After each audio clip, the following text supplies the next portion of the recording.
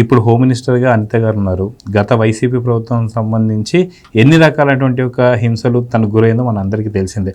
ఇప్పుడు ఇప్పటికి 2 నుంచి 3 సార్లు సునీత గారు కూడా సునీత గారు కూడా కలవడం జరిగింది అనిత గారిని.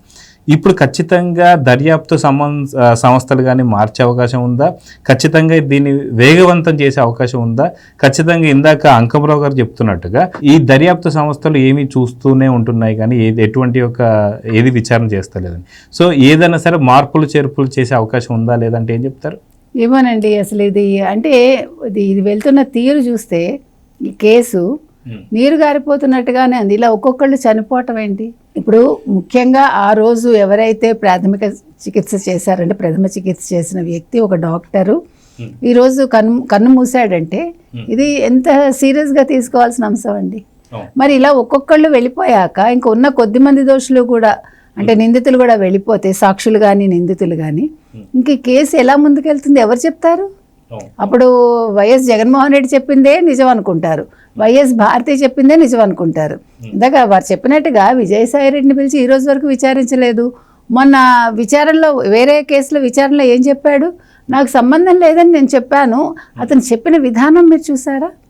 ఎంత నిర్భయంగా, ఎంత నిస్సిగ్గుగా మాట్లాడాడు విజయసాయి రెడ్డి.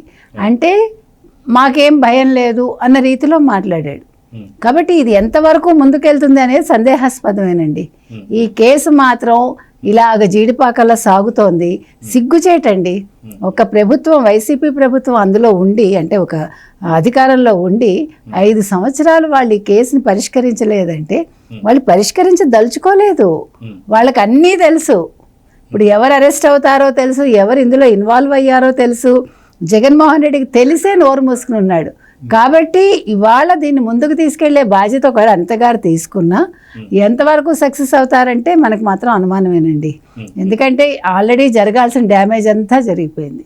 ఇప్పుడు కొత్తగా మీరు సాక్షులను తీసుకొచ్చి, కొత్తగా ఎవిడెన్సులు తీసుకొచ్చి ఇవన్నీ చెయ్యాలంటే అది నమ్మకం అయితే లేదు మనకి, ఏ రకంగా వెళ్తుంది అనేది.